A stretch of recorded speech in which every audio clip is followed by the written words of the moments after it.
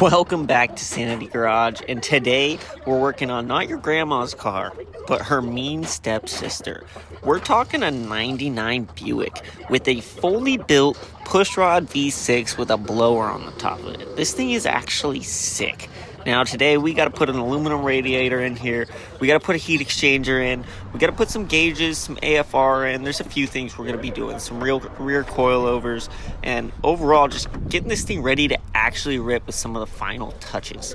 Now to start off, we're going to take the headlights out, pull the bumper back, and see what we got to actually cut to get this radiator in here and this heat exchanger.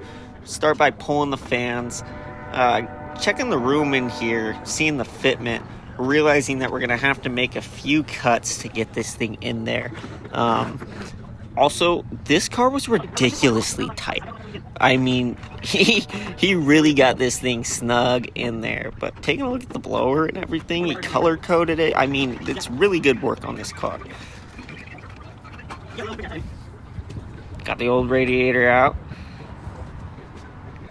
Now, with the heat exchanger, this is what we want to hook up first. What a heat exchanger does is it's kind of like an intercooler, but for a supercharger. The intercooler sits between the supercharger and the block. So the heat exchanger and the pump actually rotate that coolant down through this heat exchanger, catching airflow from like the grill area where we're going to mount it, and then keeping that coolant rotating, pushing it through the cold air. So that way this coolant's staying cold, keeping that supercharger cold, and keeping the air flowing through that supercharger and those spacer plates cold.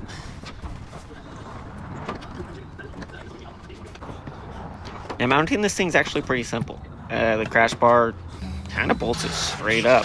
Drill our holes, put our bolts in, and I mean, she hangs. There might be some minor adjustments. We'll see how low it sits, but realistically, guys, this was actually pretty simple install.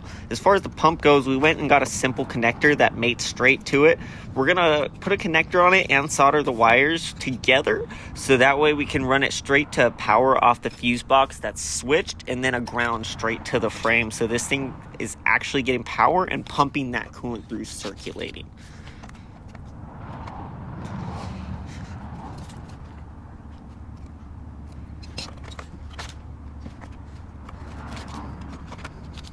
Now, I just took a little slit with a grinder and cut it up to the side of that little bracket, pour a few hose clamps through, and tightened it up, and it actually mounted this pump up nice and easy. Super simple install. Didn't even have to custom fab any brackets, so that was really nice. All right, now I'm running out of time here, so I'm going to post a part 2. I'll catch you next time.